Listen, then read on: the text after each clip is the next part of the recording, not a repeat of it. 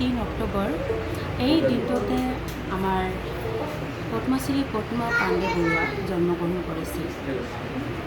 আজি আমাৰ অসমত প্ৰতিটো শিল্পী গোষ্ঠীয়ে তেখেতৰ সেই জন্ম পালনটো সকলোৱে কৰি আছে আৰু আজি আমাৰ